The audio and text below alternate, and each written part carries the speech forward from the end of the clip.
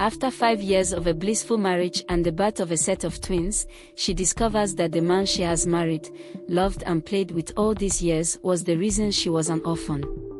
Sarah and Mark were the picture-perfect couple, deeply in love after 5 years of marriage, blessed with beautiful twin children. Their home was filled with laughter, warmth, and faith, and Sarah often thanked God for giving her a husband who was not only caring and protective but also playful and loving. For their 5th wedding anniversary, Mark had planned a special evening for them, a night to celebrate their love, to rekindle romance, and to reflect on the journey they had shared together. After a candlelit dinner, Mark suggested a game of truth or dare to lighten the mood. Sarah laughed at his playful spirit and accepted, challenging him to do 30 push-ups.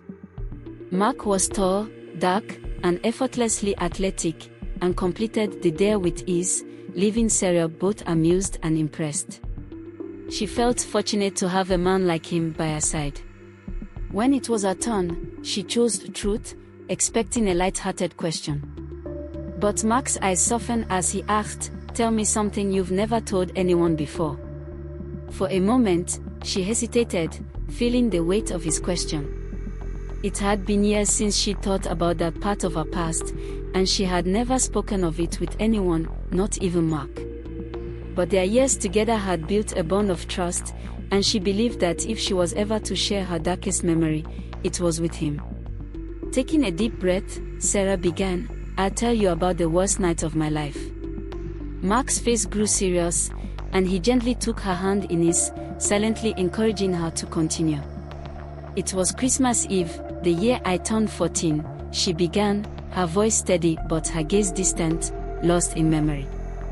"My mom, my little brother, and I were decorating our home, making pastries, and getting ready for Christmas. We were waiting for my dad to come home. But when he finally did, he wasn't alone." She paused, her voice faltering as she fought back tears. 4 men, armed and masked, followed him into our house. They tied my mother, brother, and me in the living room and dragged my dad upstairs, demanding money. My dad begged them, pleaded, and finally gave them everything he had. 10 million francs, all his life savings.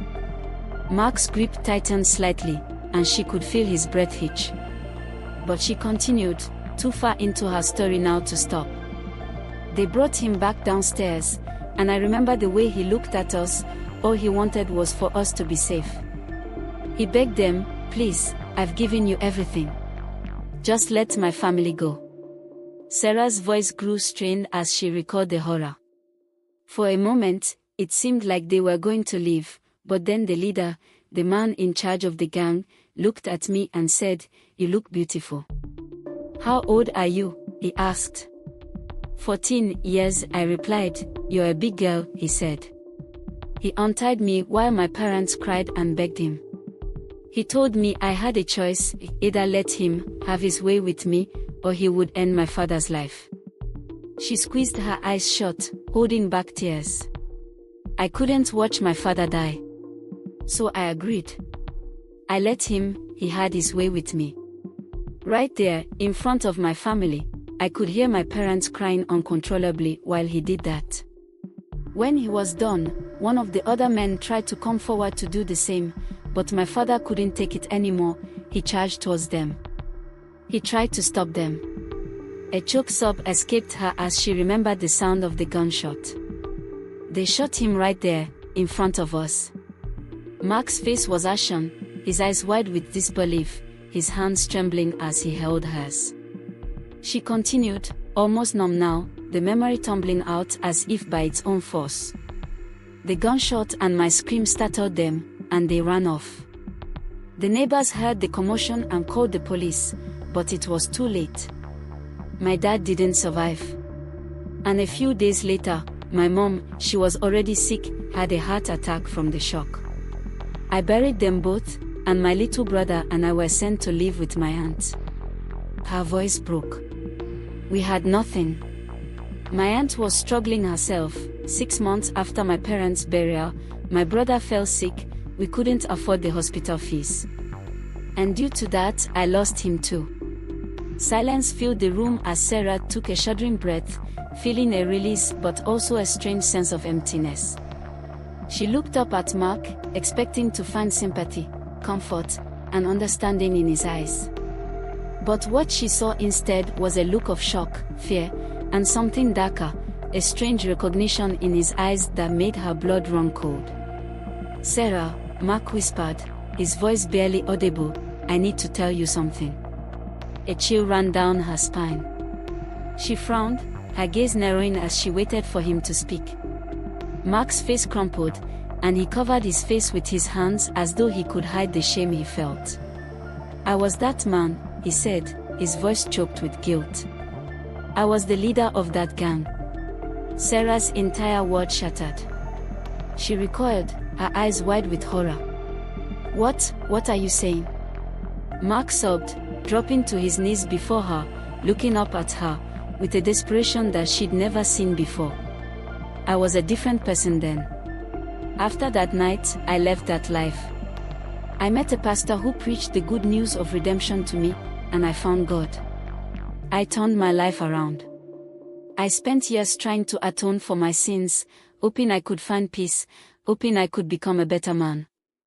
I am sorry for what I did to you and your family, please forgive me." "No," Sarah whispered, backing away, her hands shaking as she wrapped her arms around herself. "No, this can't be true. I had no idea who you were," he continued, his voice broken. "When we met, I didn't know. I didn't know what I had done to you until tonight, until I heard your story." Tears streamed down her face, the betrayal too much to bear. The man she had trusted, loved, married, the father of her children, was the same man who had torn her life apart, who had taken everything from her. "I don't know what to say," she said, her voice hollow. "You took my family. My innocence. You left me alone in this world. And all this time, I thought I was safe with you." Mark's sobs grew louder, and he reached out to her, but she stepped back. "Sarah, please. I'm not that man anymore. I've changed. I'm so sorry. I've loved you with all my heart, and I know I can't undo the past, but please believe me. I never wanted this. I never wanted you to be hurt again." She looked at him, her heart torn between the love they had built and the pain that now consumed her. She didn't know if she could forgive him. She didn't know if she could ever feel safe with him again. Without another word, Sarah turned and left the room, leaving Mark sobbing alone. She walked through the house they had made together, past the photos on the walls, the memories of the family they'd built. And yet, in that moment, all she felt was emptiness, a void where trust and love had once been. Today she is left wondering what she should do, whether she should forgive her husband for the gruesome acts he committed against her and her family, or whether she should divorce him. She is struggling to believe that the image of the monster that had haunted her nightmares all these years, and the knight in shining armor that had lulled her back to sanity, are one and the same person. What would you advise Sarah to do? Please leave your proposals in the comment section. Thank you so much for watching till this point. Before we go, here are 3 lessons that we drew from the story, and that we would like to share with you. Number 1. Our past can catch up with us in the most unexpected ways. In life, even when we think that we have left our mistakes behind, they can resurface in our future, sometimes in the most uncomfortable ways. When we make mistakes, it is important to seek true redemption, and this often requires facing the consequences of our actions, and not just turning away or running from them. Number 2. There is power in healing and forgiving, but it is a process. Forgiveness is a journey, especially in the face of such deep trauma, and it should never be rushed. It's adequate time, reflection, and understanding of the situation and its impact on our life, so do it gradually, until you feel safe again. And 3. Changing your life after a bad period is possible, but it is also a complex process. It requires accountability, empathy, and sometimes it involves facing the deepest pain in order to truly move forward. And we hope many people get to experience that true change. Once again, do not forget to let us know what you think about this story in the comment section. Also, what would you do if you were in Sarah's place? Can you forgive someone who has hurt you so deeply, even if they have changed? We would love to read from you. See you in the next video. Stay safe and vigilant. Bye.